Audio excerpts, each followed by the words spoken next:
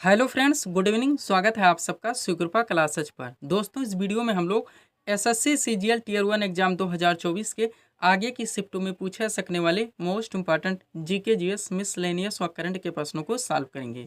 दोस्तों, ये सारे क्वेश्चंस हमारे आपके एग्जाम में पूछे जा रहे हैं। प्रश्नों के सभी टॉपिक्स, प्रश्नों के लेवल व प्रश्नों के टेंस, इसके अलावा दोस्तों आपके प्रीवियस ईयर एग्जाम्स के प्रश्नों को पूरी तरह से एनालाइज करके बनाया गया एक मोस्ट इंपॉर्टेंट वीडियो है। तो दोस्तों, आप लोग इन्हें कंसंट्रेट होकर सॉल्व करें। क्वेश्चंस कम सॉल्व होने पर पुनः प्रश्नों का रिवीजन करें, ताकि एसएससी सीजीएल टीयर 1 एग्जाम 2024 में आप लोग जीके जीएस मिसलेनियस व करंट के टॉपिक से अच्छा स्कोर कर सकें।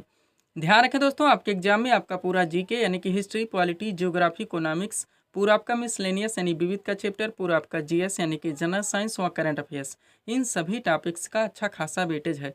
पूरे 50 नंबर्स के क्वेश्चंस आपके इन सभी टॉपिक से पूछे जा रहे हैं। तो चलिए दोस्तों, ज़्यादा समय न लेते हुए हम लोग इन सभी मोस्ट इंपॉर्टेंट प्रश्नों को सॉल्व करना शुरू करते हैं। दोस्तों, क्वेश्चन स्टार्ट करेंगे हम लोग जीके के टॉपिक से। पहला क्वेश्चन हमारा, हरिप्रसाद चौरसिया का संबंध किस वाद्यन से? करेक्ट आंसर होगा बांसुरी से। क्वेश्चन हमारा किस टॉपिक से लगा दोस्तों?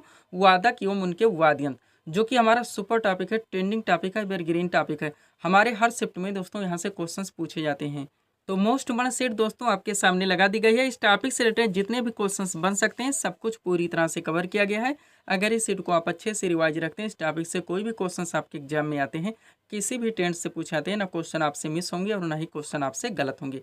इसी में से दोस्तों ऑलरेडी आपके एग्जाम्स में क्वेश्चंस बनते रहते हैं, वह कंटिन्यू रिपीट होते रहते हैं।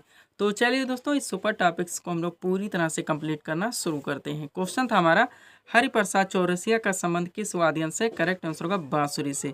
अब इस सेट को दोस्तों पूरी तरह से अपने सामने करते हैं। देखिएगा, सब कुछ पूरी तरह से कवर किया गया है। पहला पॉइंट है हमारा, जाकिर हुसैन, अल्लाह रखा खां, गुदई महाराज, सफात खान और लतीफ़ खां। 5 नाम यहाँ पे ध्यान रखेंगे, पांचों मोस्ट इंपॉर्टेंट हैं, जो कि तबला वादक हैं। नेक्स्ट, पंडित रविशंकर, विलायत खां, निखिल बनर्जी, वंदे हसन और शाहिद परवेज। 5 नाम यहाँ पर भी ध्यान रखेंगे, पांचों मोस्ट इंपॉर्टेंट हैं, जो कि सितार वादक हैं। आगे बढ़ेंगे, हरिप्रसाद चौरसिया, पन्ना लाल घोष, रोनू मजूमदार और राजेंद्र कुलकर्णी। 4 नाम यहाँ पे ध्यान रखेंगे, चारों मोस्ट इंपॉर्टेंट हैं, ये बांसुरी वादक हैं।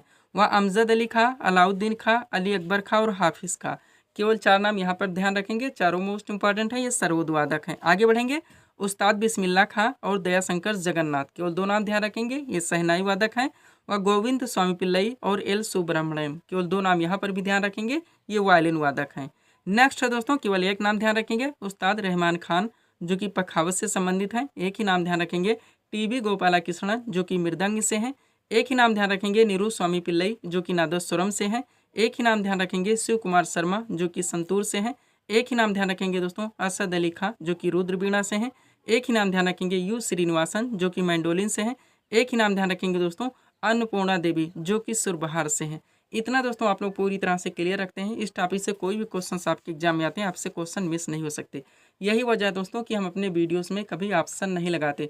ऑप्शन से ये चीज़ें आपकी कभी क्लियर नहीं हो सकती, केवल कन्फ्यूजन क्रिएट होगी, टाइम टेकिंग होगा, आपके किसी मतलब का नहीं निकलेगा। आगे बढ़ेंगे हम लोग, थोड़ा सा दोस्तों पीडीएफ के बारे में बात करेंगे, पुनः हम लोग अगले टॉपिक्स की ओर आगे बढ़ेंगे। देखिएगा दोस्तों, एसएससी ऑल एग्जाम्स और रेलवे ऑल एग्जाम्स का ऑल इन वन पीडीएफ हमारे द्वारा पूरी तरह से कंप्लीट किया गया है।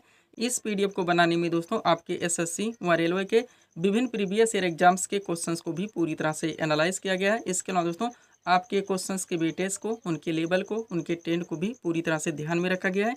इनमें आपकी दोस्तों बहुत सारी वैकेंसीज लगी, आप जानते हैं। एसएससी में बात की जाए तो आपका सीजीएल चल ही रहा है, इसके बाद में आपका एमटीएस है और जीडी भी आपकी आ चुकी है।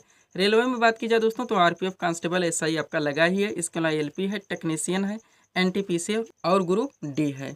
इनमें से दोस्तों किसी भी वैकेंसीज में अच्छी फाइट के लिए आप इस पीडीएफ को परचेज कर सकते हैं। इसमें दोस्तों आपका साइंस यानी फिजिक्स, केमिस्ट्री और बायो का स्पेशल पीडीएफ आएगा।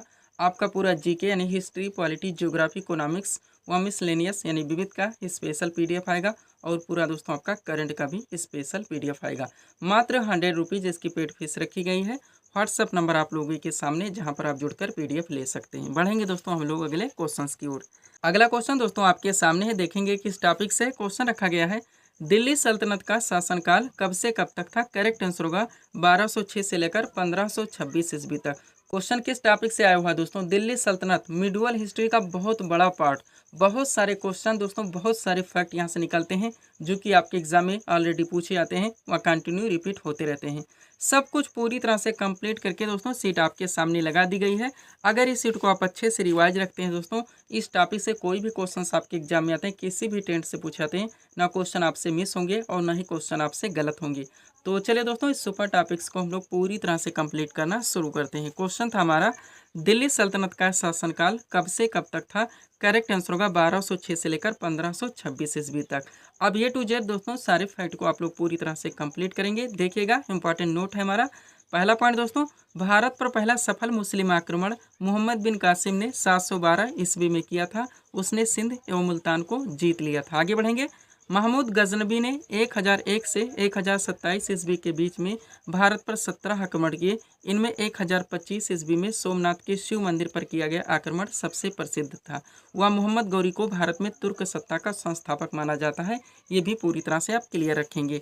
ये थी दोस्तों बेसिक चीज़ें। अब यहाँ से आपका दोस्तों दिल्ली सल्तनत स्टार्ट होता है। देखेंगे पहला पॉइंट दोस्तों, दिल्ली सल्तनत के सिंहासन पर कुल 5 राजवंशों ने शासन किया था। इन राजवंशों का शासनकाल क्रम से इस प्रकार है। सबसे पहले दोस्तों आपका गुलाम वंश आता है, जिसका शासनकाल था 1206 से लेकर 1290 ईस्वी तक। दूसरा दोस्तों आपका खिलजी वंश आता है, जिसका शासनकाल था 1290 से लेकर 1320 ईस्वी तक। तीसरा आपका दोस्तों तुगलक वंश आता है, जिसका शासनकाल था 1320 से लेकर 1414 ईस्वी तक। चौथा दोस्तों आपका सैयद वंश आता है, जिसका शासनकाल था 1414 से लेकर 1451 ईस्वी तक। और पांचवा दोस्तों आपका लोधी वंश आता है, जिसका शासनकाल था 1451 से लेकर 1526 तक। इसको आप पूरी तरह से दोस्तों प्रिपेयर रखेंगे। विभिन्न ट्रेंड से दोस्तों ये क्वेश्चंस आपके एग्जाम में पूछे जाते हैं। अब दोस्तों इनके बीच में जितने भी क्वेश्चंस निकल के आते हैं, सब कुछ वन लाइनर के माध्यम से पूरी तरह से कंप्लीट किया गया है। इसको आप अच्छे से रिवाइज रखेंगे। पहला क्वेश्चन है आपका, गुलाम वंश के संस्थापक कौन थे? करेक्ट आंसर होगा कुतुबुद्दीन ऐबक। नेक्स्ट, गुलाम वंश के किस शासक को लाख बख्श के नाम से जाना जाता है? करेक्ट आंसर होगा कुतुबुद्दीन ऐबक। अगला क्वेश्चन है, कुतुब मीनार की नींव किस शासक ने डाली थी? करेक्ट आंसर होगा कुतुबुद्दीन ऐबक। नेक्स्ट, दिल्ली सल्तनत के किस सुल्तान की मृत्यु चौगान या पोलो खेलते हुए हुई थी? करेक्ट आंसर होगा कुतुबुद्दीन ऐबक। और कुब्बतुल इस्लाम मस्जिद का निर्माण किसने किया था? करेक्ट आंसर होगा कुतुबुद्दीन ऐबक। कुतुबुद्दीन ऐबक से जुड़े दोस्तों 5 सवाल पूरी तरह से आप प्रिपेयर रखेंगे। नेक्स्ट, तुर्कान चहलगानी दल का गठन किसने किया था? करेक्ट आंसर होगा इल्तुतमिश ने। नेक्स्ट, दिल्ली सल्तनत के किस सुल्तान ने एकतादारी प्रथा चलवाई थी? करेक्ट आंसर होगा इल्तुतमिश। हर क्वेश्चंस को आप लोग पूरी तरह से प्रिपेयर रखेंगे। ये आपके एग्जाम के लिए दोस्तों सुपर क्वेश्चंस हो सकते हैं। अगला क्वेश्चन है आपका, कुतुब मीनार के निर्माण कार्य को किसने पूरा करवाया था? करेक्ट आंसर होगा इल्तुतमिश ने। नेक्स्ट, दिल्ली सल्तनत की दरबारी भाषा क्या थी? करेक्ट आंसर होगा फारसी। अगला है, किताबुल हिंद की रचना किसने की थी? करेक्ट आंसर होगा अल बरूनी ने। नेक्स्ट, आगरा नगर की स्थापना किसके द्वारा की गई थी? सिकंदर लोदी के द्वारा। और भारत की प्रथम महिला मुस्लिम शासिका कौन थी? करेक्ट आंसर होगा रजिया सुल्तान। ध्यान रखेंगे। नेक्स्ट, रजिया सुल्तान ने कब से कब तक शासन किया था? करेक्ट आंसर होगा 1236 से लेकर 1240 ईस्वी तक। अगला है, लौह एवं रक्त की नीति किसने अपनाई थी? बलबन ने। वह दीवान ए अर्ज की स्थापना किसने की थी? करेक्ट आंसर होगा बलबन ने। हर क्वेश्चंस को आप लोग पूरी तरह से प्रिपेयर रखेंगे। आगे बढ़िएगा दोस्तों। क्वेश्चन क्या हमारा, बाजार नियंत्रण प्रणाली किसने अपनाई थी? करेक्ट आंसर होगा अलाउद्दीन खिलजी ने। नेक्स्ट, तुगलक वंश का संस्थापक कौन था? करेक्ट आंसर होगा गयासुद्दीन तुगलक। अगला है, यात्री इब्न बतूता किस देश का निवासी था? करेक्ट आंसर होगा मोरक्को का। नेक्स्ट, किताबुल रहला नामक पुस्तक की रचना किसने की थी? इब्न बतूता ने। नेक्स्ट, अलाई दरवाजा का निर्माण किसने करवाया था? अलाउद्दीन खिलजी ने। और तुगलकनामा की रचना किसने की थी? करेक्ट आंसर होगा अमीर खुसरो ने। यहाँ तक दोस्तों दिल्ली सल्तनत के टॉपिक्स को आप लोग पूरी तरह से क्लियर रखेंगे। पीडीएफ के लिए व्हाट्सएप नंबर हमारा लगा हुआ है। बढ़ेंगे हम लोग अगले टॉपिक्स की ओर। अगला क्वेश्चन दोस्तों आपके सामने देखेंगे कि इस टॉपिक से क्वेश्चन है हमारा, भारतीय संविधान के किस भाग में राजभाषा का प्रावधान है? करेक्ट आंसर होगा भाग 17 में। क्वेश्चन किस टॉपिक से लगा दोस्तों? भारतीय संविधान के भाग संबंधित प्रावधान आपका सुपर टॉपिक है, एवरग्रीन टॉपिक है, ट्रेंडिंग टॉपिक है। बहुत सारे क्वेश्चंस दोस्तों यहाँ से आपके एग्जाम में कंटिन्यू पूछे जाते हैं। तो मोस्ट में सीट आपके सामने लगाई गई दोस्तों। इस टॉपिक से जितने क्वेश्चन और फैक्ट निकल सकते हैं सब कुछ पूरी तरह से अपडेट किया गया है। इसको आप अच्छे से रिवाइज रखेंगे। चलिए शुरू करते हैं हम लोग। क्वेश्चन था हमारा, भारतीय संविधान के किस भाग में राजभाषा का प्रावधान है? करेक्ट आंसर होगा भाग 17 में। अब टॉपिक है आपका भारतीय संविधान के भाग एवं संबंधित विषय या प्रावधान। स्टार्ट करते हैं हम लोग। एक तरफ दोस्तों संविधान के भाग दिए गए हैं, दूसरी तरफ संबंधित विषय या प्रावधान दिया गया है। भाग 1 की बात करते हैं दोस्तों, तो इसमें संघ और उसका राज्य क्षेत्र का प्रावधान किया गया है। भाग 2 में दोस्तों नागरिकता संबंधी प्रावधान किया गया है और भाग 3 में दोस्तों मौलिक अधिकार यानी कि फंडामेंटल राइट्स का प्रावधान किया गया है। सब कुछ पूरी तरह से आप क्लियर रखेंगे। आगे बढ़ेंगे दोस्तों, भाग 4 की बात की जाए तो इसमें राज्य के नीति निर्देशक तत्व यानी डीपीएसवी का प्रावधान किया गया है। भाग 4 का में दोस्तों मूल कर्तव्य यानी फंडामेंटल ड्यूटीज का प्रावधान किया गया है। भाग 5 में दोस्तों संघ सरकार के कामकाज का प्रावधान किया गया है और भाग 6 में राज्य सरकार के कामकाज का प्रावधान किया गया है। किसी भी ट्रेंड से दोस्तों या पीडीएफ लेते हैं तो आप दोस्तों प्रिंट आउट निकलवा के अंडरलाइन लगा के स्टडी करते हैं तो कम से कम समय में दोस्तों सारी चीज़ें आप अच्छी से प्रिपेयर कर सकते हैं। आगे बढ़ेंगे, भाग 8 की बात की जाए दोस्तों तो इसमें संघ राज्य क्षेत्र का प्रावधान है। भाग 9 में दोस्तों पंचायती राज व्यवस्था का प्रावधान है और भाग 9 का में दोस्तों नगर पालिका का प्रावधान है, ध्यान रखेंगे आप लोग। भाग 9 खा की बात की जाए तो इसमें सहकारी समितियों का प्रावधान किया गया है और भाग 10 में दोस्तों अनुसूचित और जनजातीय क्षेत्रों के प्रशासन का प्रावधान किया गया, ध्यान रखेंगे आप लोग। यहाँ पे मिस प्रिंट होके अनुचित लिख गया है, ध्यान रखेंगे। आगे बढ़ते हम लोग, अगला क्या दोस्तों देखेंगे हम लोग। नेक्स्ट है हमारा भाग 11 की बात की जाए तो इसमें दोस्तों संघ और राज्यों के बीच संबंधों का प्रावधान किया गया है। भाग दोस्तों 14 में बात की जाए तो संघ और राज्यों के अधीन सेवाओं का प्रावधान किया गया है। भाग दोस्तों 15 में बात की जाए तो निर्वाचन संबंधी प्रावधान किया गया है और भाग 17 जो हमारा क्वेश्चन बन के आया था दोस्तों इसमें राजभाषा संबंधी प्रावधान किया गया है। आगे बढ़ेंगे, भाग दोस्तों 18 की बात की जाए तो इसमें आपात उपबंध का प्रावधान है। भाग 20 में दोस्तों संविधान का संशोधन संबंधी प्रावधान है और भाग 21 में दोस्तों अस्थायी संक्रमणकालीन और विशेष उपबंध का प्रावधान किया गया। इतना दोस्तों आप लोग यहाँ से पूरी तरह से रिवाइज रखेंगे। आगे बढ़ते हैं, पीडीएफ के लिए दोस्तों ये हमारा व्हाट्सएप नंबर लगा हुआ है। बढ़ेंगे हम लोग अगले क्वेश्चंस की ओर। अगला क्वेश्चन दोस्तों आपके सामने ही देखेंगे किस टॉपिक से क्वेश्चन रखा गया है। भारतीय राष्ट्रीय कांग्रेस की स्थापना कब हुई थी? करेक्ट आंसर होगा 28 दिसंबर 1885 ईस्वी को। क्वेश्चन हमारा किस टॉपिक से लगा दोस्तों? भारतीय राष्ट्रीय कांग्रेस की स्थापना को लेकर आया हुआ। तो आप जानते हैं दोस्तों बहुत सारे क्वेश्चंस बहुत सारे फैक्ट यहाँ से निकलते हैं जो कि आपके एग्जाम में कंटिन्यू पूछे जाते हैं। मोस्ट वाला सीट आपके सामने लगाई गई दोस्तों। भारतीय राष्ट्रीय कांग्रेस की स्थापना से रिलेटेड सारे क्वेश्चंस पूरी तरह से अपडेट किए गए हैं। अगर इस सीट को आप अच्छे से रिवाइज रखते हैं बहुत सारे क्वेश्चंस आपके एक साथ क्लियर रहेंगे। इसी में से दोस्तों आपके एग्जाम से ऑलरेडी क्वेश्चंस बनते रहते हैं और कंटिन्यू रिपीट होते रहते हैं। तो चलिए दोस्तों इस सुपर टॉपिक्स को हम लोग पूरी तरह से कंप्लीट करना शुरू करते हैं। क्वेश्चन था हमारा भारतीय राष्ट्रीय कांग्रेस की स्थापना कब हुई थी? करेक्ट आंसर होगा 28 दिसंबर 1885 ईस्वी को। अब इस सीट को पूरी तरह से अपने सामने करते हैं। देखिएगा दोस्तों एक्स्ट्रा फैक्ट हमारा पहला पॉइंट है भारतीय राष्ट्रीय कांग्रेस की स्थापना 28 दिसंबर 1885 ईस्वी को बम्बई, जिसे वर्तमान मुंबई के नाम से जाना जाता है, के गोकुलदास तेजपाल संस्कृत महाविद्यालय में की गई थी। इसमें कुल 72 प्रतिनिधियों ने भाग लिया था, ध्यान रखेंगे। आगे बढ़िएगा दोस्तों, भारतीय राष्ट्रीय कांग्रेस के जनक की बात की जाए तो ये हुम थे। भारतीय राष्ट्रीय कांग्रेस के प्रथम अध्यक्ष बेमेश चंद्र बनर्जी यानी कि WC बनर्जी थे। तत्कालीन वायसराय बार बार पूछाता है तो भारतीय राष्ट्रीय कांग्रेस की स्थापना के समय तत्कालीन भारत के वायसराय लॉर्ड डफरिन थे। नेक्स्ट, भारतीय राष्ट्रीय कांग्रेस के प्रथम मुस्लिम अध्यक्ष बदरुद्दीन तैयब जी थे।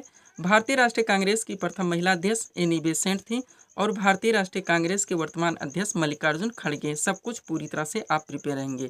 अब ये बेसिक चीज़ें थी दोस्तों। भारतीय राष्ट्रीय कांग्रेस के अधिवेशन से बहुत सारे क्वेश्चंस आपके एग्जाम के लिए निकलते हैं, उनको यहाँ पर आप लोग पूरी तरह से कलेक्ट करेंगे। देखिएगा इंपॉर्टेंट पॉइंट है हमारा पहला पॉइंट 1924 के बेलगाम जो कि कर्नाटक में पड़ता है में हुए भारतीय राष्ट्रीय कांग्रेस के अधिवेशन की अध्यक्षता महात्मा गांधी के द्वारा की गई थी। महात्मा गांधी केवल एक बार भारतीय राष्ट्रीय कांग्रेस के अध्यक्ष बने थे। पूरी तरह से आप क्लियर रहेंगे।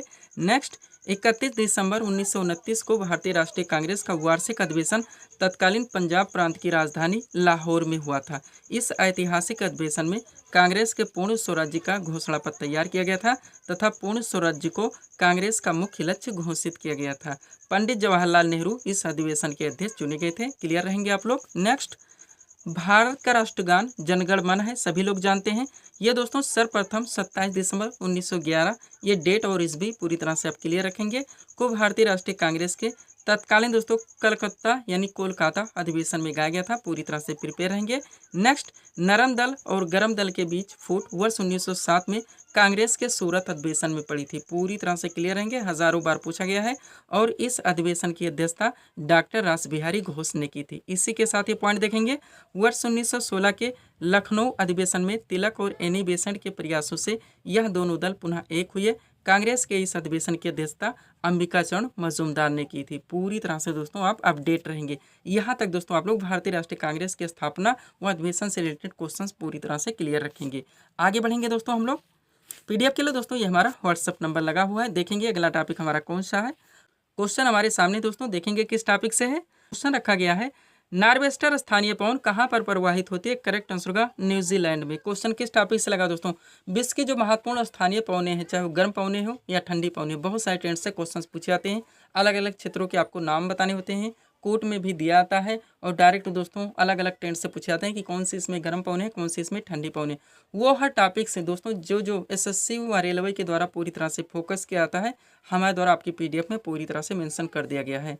तो चलिए क्वेश्चन देखते हैं हम लोग, क्या था हमारा, नार्वेस्टर स्थानीय पवन कहाँ पर प्रवाहित होती है। करेक्ट आंसर होगा न्यूजीलैंड में। आप देखिएगा, एक तरफ विश्व की प्रमुख स्थानीय पवनों के नाम दिए गए, दूसरी तरफ संबंधित क्षेत्र और देश के नाम दिए गए जहाँ पे प्रवाहित होते हैं। सबसे पहले दोस्तों हम लोग स्टार्ट करते हैं गर्म पवनों को। देखिएगा, तो बात करें दोस्तों चिनूक, जो कि एक स्थानीय पवन है, इराकी पर्वत पर प्रवाहित होती है, विशेषकर दोस्तों संयुक्त राज्य अमेरिका व कनाडा में। खमसिन नामक स्थानीय पवन की बात की जाए तो मिस्र में प्रवाहित होती है। सिरोको दोस्तों सहारा मरुस्थल में प्रवाहित होती है। सब कुछ पूरी तरह से आप क्लियर रखेंगे। आगे बढ़िएगा दोस्तों, अगला आपका क्या है, हरमट्टन, इसे डॉक्टर पवन के नाम से भी जाना जाता है, जो कि पश्चिमी अफ्रीका में प्रवाहित होती है। लो आप लोग जानते हैं दोस्तों, उत्तरी भारत और पाकिस्तान में प्रवाहित होती है। फान नामक दोस्तों स्थानीय पवन, ये यूरोप में प्रवाहित होती है। ब्लैक रोलर दोस्तों संयुक्त राज्य अमेरिका में प्रवाहित होती है। शांताना की बात की जाए तो कैलिफोर्निया संयुक्त राज्य अमेरिका में प्रवाहित होती है। यामो नामक दोस्तों स्थानीय पवन, ये जापान में प्रवाहित होती है। गर्म पवन है, ध्यान रखिएगा। गिबली नामक पवन दोस्तों लीबिया में प्रवाहित होती है। शामल नामक दोस्तों स्थानीय पवन, ये इराक में प्रवाहित होती है। और विरिक फील्डर नामक दोस्तों स्थानीय पवन, ये ऑस्ट्रेलिया में प्रवाहित होती है। सब कुछ पूरी तरह से आप क्लियर रखेंगे। अब दोस्तों आप लोग विश्व की प्रमुख स्थानीय पवनें जो ठंडी पवनें हैं उनको आप लोग कंप्लीट करेंगे। देखिए, एक तरफ विश्व की प्रमुख स्थानीय पवनों के नाम दिए गए हैं, दूसरी तरफ संबंधित क्षेत्रों और देश के नाम दिए गए हैं। बात करते हैं ठंडी पवनों की दोस्तों, तो सबसे पहले मिस्ट्रल, जो कि एक स्थानीय पवन है, स्पेन व फ्रांस में प्रवाहित होती है। बिलजर्ड नामक दोस्तों स्थानीय पवन टुंड्रा प्रदेश में प्रवाहित होती है। पंपेरो नामक स्थानीय पवन दोस्तों पंपास मैदान दक्षिण अमेरिका में प्रवाहित होती है। लेवेंटर नामक स्थानीय पवन स्पेन में प्रवाहित होती है। बोरा नामक स्थानीय पवन एड्रियाटिक सागर तट पर प्रवाहित होती है। और बुरान नामक दोस्तों स्थानीय पवन ये साइबेरियाई क्षेत्रों में प्रवाहित होती है। यहाँ से दोस्तों आप लोग इतना पूरी तरह से क्लियर रखेंगे। बढ़ेंगे हम लोग अगले टॉपिक्स की ओर। अगला क्वेश्चन देखेंगे दोस्तों, हमारा किस टॉपिक से लगा हुआ है। पीडीएफ के बारे में ऑलरेडी हम आपको बता चुके हैं दोस्तों। एसएससी और रेलवे का ऑल इन वन पीडीएफ नया वर्जन पूरी तरह से कंप्लीट किया गया है। इसके अलावा दोस्तों बिहार एसएससी की जो 10+2 की वैकेंसी लगी हुई है, इसका भी नया वर्जन पीडीएफ रेडी किया गया है। और यूपी SSSC से जुड़े विभिन्न वैकेंसीज के दोस्तों जीके, जीएस और यूपी स्पेशल में स्टैटिक व करंट के दोस्तों नए वर्जन पीडीएफ भी पूरी तरह से रेडी किए गए हैं। बढ़ते हैं दोस्तों हम लोग अगले क्वेश्चन की ओर। देखेंगे अगला क्वेश्चन दोस्तों आपके सामने, देखेंगे किस टॉपिक से। क्वेश्चन रखा गया है, भारतीय लघु उद्योग विकास बैंक यानी कि सिडबी की स्थापना कब हुई थी। करेक्ट आंसर होगा 1990 ईस्वी में। क्वेश्चन किस टॉपिक से लगा दोस्तों, भारत की जो महत्वपूर्ण वित्तीय संस्थाएं डायरेक्टली क्वेश्चन पूछे जाते हैं कि इनकी स्थापना कब हुई थी। अब इसमें दोस्तों हम आपको ये नहीं बता रहे हैं कि कौन कौन से क्वेश्चंस पूछे गए, लेकिन आप ध्यान देंगे दोस्तों तो सारे क्वेश्चंस आपको डायरेक्टली मिल जाएंगे जहां जहां से दोस्तों अब तक आपके एग्जाम्स में क्वेश्चंस पूछे गए हैं। तो चलिए दोस्तों इस सीट को हम लोग पूरी तरह से कवर करना शुरू करते हैं। देखिएगा, एक तरफ महत्वपूर्ण वित्तीय संस्थाओं के नाम दिए गए हैं, दूसरी तरफ स्थापना वर्ष दिया गया है कि कौन सी वित्तीय संस्थाएं दोस्तों कब स्टेब्लिश की गई। चलिए शुरू करते हैं। बात की जाए दोस्तों रिजर्व बैंक ऑफ इंडिया यानी आरबीआई की, तो इसकी स्थापना हुई थी 1 अप्रैल 1935 को। आगे बढ़ेंगे, स्टेट बैंक ऑफ इंडिया की बात की जाए यानी एसबीआई की, तो इसकी स्थापना हुई थी 1955 ईस्वी में। नेक्स्ट, भारतीय जीवन बीमा निगम यानी एलआईसी की स्थापना हुई थी 1956 ईस्वी में। और भारतीय यूनिटी ट्रस्ट यानी यूटीआई की स्थापना हुई थी 1964 ईस्वी में। सब कुछ पूरी तरह से आप क्लियर रखेंगे। आगे बढ़िएगा दोस्तों, अगला आपका क्या है, भारतीय औद्योगिक विकास बैंक, जिसकी स्थापना हुई थी 1964 ईस्वी में। नेक्स्ट है दोस्तों आपका साधारण बीमा निगम यानी जीआईसी की बात की जाए तो इसकी स्थापना हुई थी 1972 ईस्वी में। नेक्स्ट है दोस्तों आपका क्षेत्रीय ग्रामीण बैंक, जिसकी स्थापना हुई थी 2 अक्टूबर 1975 ईस्वी में। और भारतीय निर्यात आयात बैंक यानी एग्जिम की बात की जाए दोस्तों तो इसकी स्थापना हुई थी 1982 ईस्वी में। आगे बढ़िएगा, राष्ट्रीय कृषि व ग्रामीण विकास बैंक यानी नाबार्ड की बात की जाए तो इसकी स्थापना हुई थी 1982 ईस्वी में। भारतीय औद्योगिक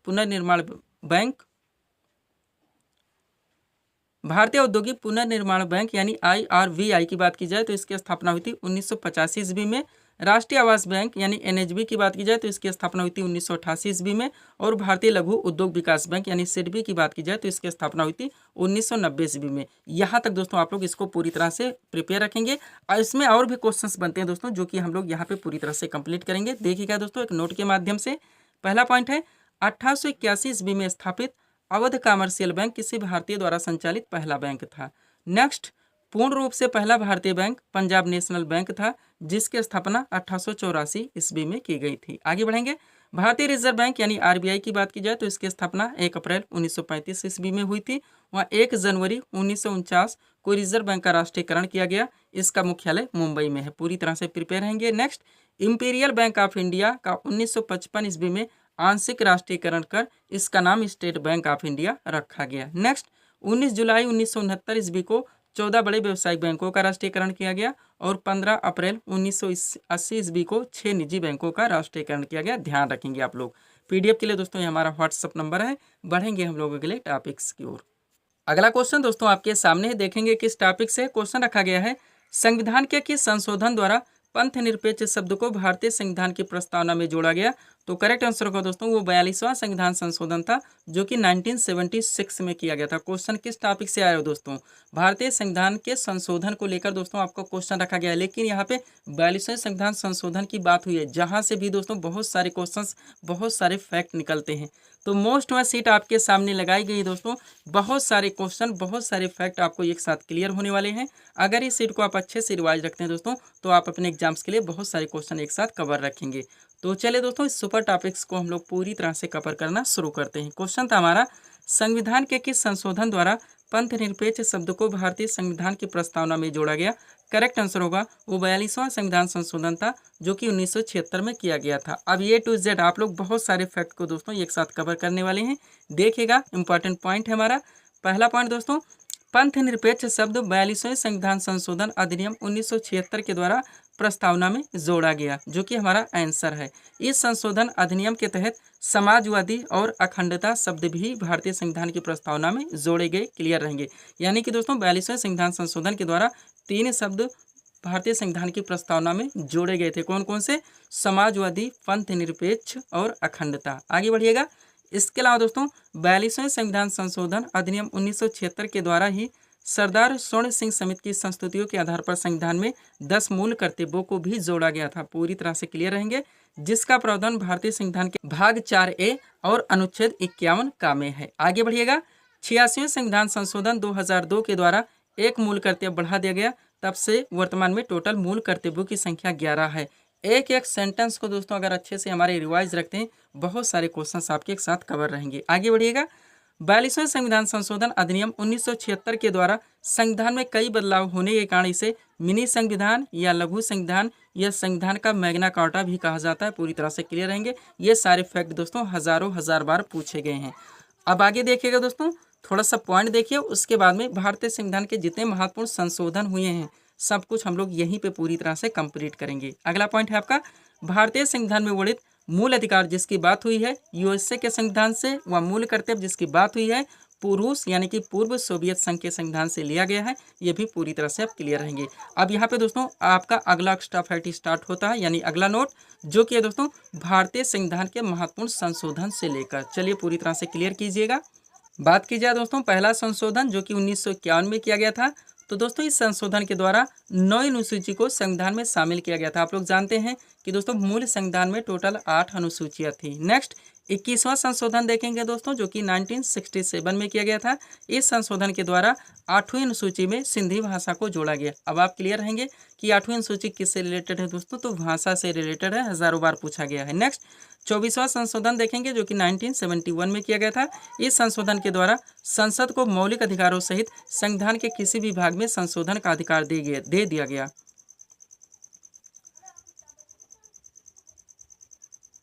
मौलिक अधिकारों सहित संविधान के किसी भी भाग में संशोधन का अधिकार दे दिया गया। पूरी तरह से आप क्लियर रहेंगे। 44वां संशोधन देखिए दोस्तों, जो कि 1978 में किया गया। 42वां ऑलरेडी हम लोग कवर कर ही चुके हैं।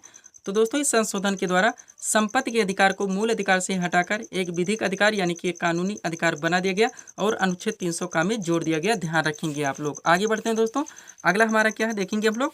नेक्स्ट है दोस्तों हमारा 52वां संशोधन, जो कि 1985 में किया गया था। तो दोस्तों इस संशोधन के द्वारा संविधान में 10वीं अनुसूची जोड़ी गई। इसके अलावा इसी संशोधन द्वारा राजनीतिक दल बदल पर कानूनी रोक लगाने की चेष्टा की गई। पूरी तरह से आप क्लियर रहेंगे। पहले संशोधन के द्वारा 9वीं अनुसूची और 52वें संशोधन के द्वारा दोस्तों 10वीं अनुसूची। नेक्स्ट 56वां संशोधन देखेंगे जो कि 1987 में किया गया। इस संशोधन के द्वारा गोवा को पूर्ण राज्य का दर्जा दिया गया, ध्यान रखेंगे। 61वां संशोधन देखेंगे जो कि 1989 में किया गया। इस संशोधन के द्वारा मताधिकार के लिए न्यूनतम आयु 21 वर्ष से घटाकर 18 वर्ष कर दी गई। 65वां संशोधन देखेंगे जो कि 1990 में किया गया। इसके द्वारा अनुसूचित जाति एवं जनजाति आयोग के गठन की व्यवस्था की गई। पूरी तरह से आप क्लियर रहेंगे।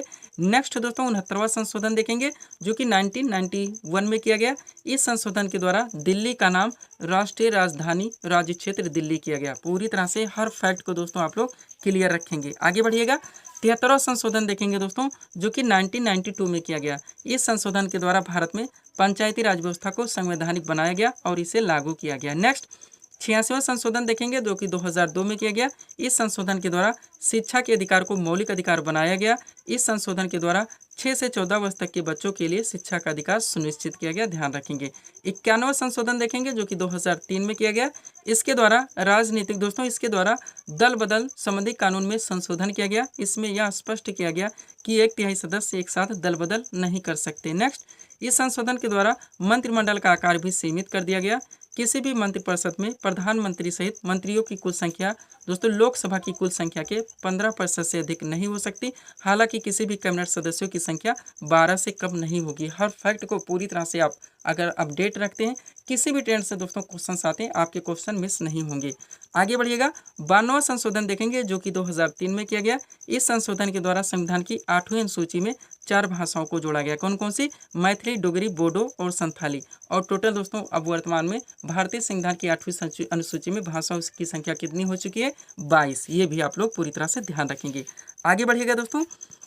अगला आपका 101वां संशोधन जो कि 2016 में किया गया।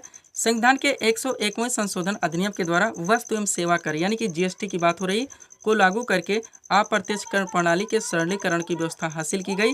जीएसटी ने वस्तुओं और सेवाओं को पर विभिन्न करों को एक कर में समेकित कर दिया, जिससे आपूर्ति श्रृंखला में कराधान सरल हो गया। नेक्स्ट 102वां संशोधन देखेंगे जो कि 2018 में किया गया। इसके द्वारा राष्ट्रीय पिछड़ा वर्ग आयोग को संवैधानिक दर्जा प्रदान किया गया, ध्यान रखेंगे। नेक्स्ट 105वां संशोधन देखेंगे जो कि 2021 में हुआ। इस संशोधन अधिनियम ने सामाजिक और शैक्षिक रूप से पिछड़े वर्गों यानी SEBC की सूची तैयार करने के लिए राज्य सरकारों की शक्ति को बहाल कर दी। और लास्ट है दोस्तों 106वां संशोधन देखेंगे जो कि 2023 में हुआ। करंट को भी आप अपडेट कर रहे हैं। तो दोस्तों इस संशोधन के द्वारा लोकसभा व राज्य विधानसभा और दिल्ली विधानसभा में महिलाओं के लिए 1/3 सीटें आरक्षित की गई। यही है दोस्तों आपका कानून जिसे कहते हैं नारी शक्ति वंदन अधिनियम 2023, ध्यान रखेंगे। तो दोस्तों भारतीय संविधान के संशोधन व 42वें संविधान जो कि दोस्तों संविधान का मैग्ना कार्टा कहा जाता है, इसको दोस्तों हम लोग यहाँ पे पूरी तरह से कंप्लीट किए हैं। इसको आप अच्छे से रिवाइज रखेंगे। सब कुछ दोस्तों आपके PDF में पूरी तरह से मेंशन है। बढ़ेंगे दोस्तों हम लोग अगले टॉपिक्स की ओर। अगला क्वेश्चन दोस्तों आपके सामने देखेंगे किस टॉपिक से क्वेश्चन रखा गया है। त्रिशूर पूरम उत्सव किस राज्य में मनाया जाता है? करेक्ट आंसर होगा केरल में। टॉपिक क्या दोस्तों? भारत के जो प्रमुख मेले हैं, उत्सव है, त्यौहार हैं। मोस्ट सीट आपके सामने लगाए दोस्तों। जितने भी क्वेश्चंस बनते हैं इस टॉपिक से सब कुछ इसमें आपको पूरी तरह से देखने को मिल जाएंगे। इसी में से ऑलरेडी आपके एग्जाम्स में क्वेश्चंस बनते रहते हैं और कंटिन्यू रिपीट होते रहते हैं। तो चलिए दोस्तों इसको हम लोग पूरी तरह से कंप्लीट करना शुरू करते हैं। देखिएगा क्वेश्चन है हमारा, त्रिशूर पूरम उत्सव किस राज्य में मनाया जाता है? करेक्ट आंसर होगा केरल में। पॉइंट है दोस्तों आपका भारत के प्रमुख मेले, उत्सव, त्यौहार। चलिए इस सीट को थोड़ा सा अपने सामने करते हैं। देखिएगा दोस्तों पहला पॉइंट बात की जाए दोस्तों, ओणम उत्सव हो गया, त्रिशूर पूरम उत्सव हो गया। दोनों एक साथ अपडेट रखेंगे। ये केरल में आयोजित किए जाते हैं या मनाए जाते हैं। नेक्स्ट है दोस्तों जगन्नाथपुरी रथ यात्रा महोत्सव जो कि ओडिशा में आयोजित किया जाता है। वांगला महोत्सव सुपर है सारे दोस्तों, ध्यान रखिएगा, ये मेघालय में आयोजित किया जाता है। हॉर्नबिल महोत्सव की बात की जाए ये नागालैंड में मनाया जाता है। लोसर महोत्सव दोस्तों लद्दाख में आयोजित किया जाता है। गणगौर महोत्सव और घूमर दोनों सुपर हैं, ये राजस्थान में आयोजित किए जाते हैं। हरेला पर दोस्तों उत्तराखंड में मनाया जाता है। जल्लीकट्टू त्यौहार नववर्ष पुथांडु दोनों तमिलनाडु में आयोजित किए जाते हैं। सांग महोत्सव दोस्तों ये हरियाणा में मनाया जाता है। संगई महोत्सव हो गया, लाई हराउबा हो गया, ये मणिपुर में आयोजित किए जाते हैं। उगादि पर्व, कम्बाला उत्सव और यक्षगान ये कर्नाटक में मनाए जाते हैं। बिहुला महोत्सव बिहार में आयोजित किया जाता है। फ्लेमिंगो त्यौहार दोस्तों आंध्र प्रदेश में आयोजित किया जाता है। अम्बुबाची त्यौहार हो गया, बिहू हो गया और नट पूजा हो गया, ये असम में मनाया जाता है। मांडू महोत्सव दोस्तों मध्य प्रदेश में मनाया जाता है। रासलीला हो गया, नौटंकी हो गया और चरकुला ये उत्तर प्रदेश में आयोजित किया जाता है। राउफ दमाली दोनों जम्मू कश्मीर में मनाया जाता है। गिद्धा हो गया, भांगड़ा हो गया, धमाल हो गया, बैसाखी ये पंजाब में मनाया जाता है। गरबा डांडिया गुजरात में आयोजित किया जाता है। बाउल हो गया, यात्रा हो गया, पश्चिम बंगाल में मनाया जाता है। रावत नाच, सुआ नाच, कर्मा और सैला ये छत्तीसगढ़ में आयोजित किए जाते हैं। इसको दोस्तों आप लोग पूरी तरह से अपडेट रखेंगे ताकि आपके एग्जाम से आपसे दोस्तों किसी भी टॉपिक से क्वेश्चंस मिस ना हो। तो दोस्तों इस वीडियो में बस इतना ही। हालांकि दोस्तों साइंस कोड करना चाहते थे लेकिन वीडियो लंबा हो जाएगा। तो दोस्तों इसी तरह के वीडियोस के लिए आप हमारी स्टडी चैनल से कृपा क्लासेस से जुड़ें और चैनल को सब्सक्राइब करें ताकि हमारे द्वारा दिए जाने वाले सभी वीडियोस आप क्रम से सबसे पहले देख सकें। तो मिलते हैं दोस्तों हम नेक्स्ट वीडियोस में। Thanks for watching.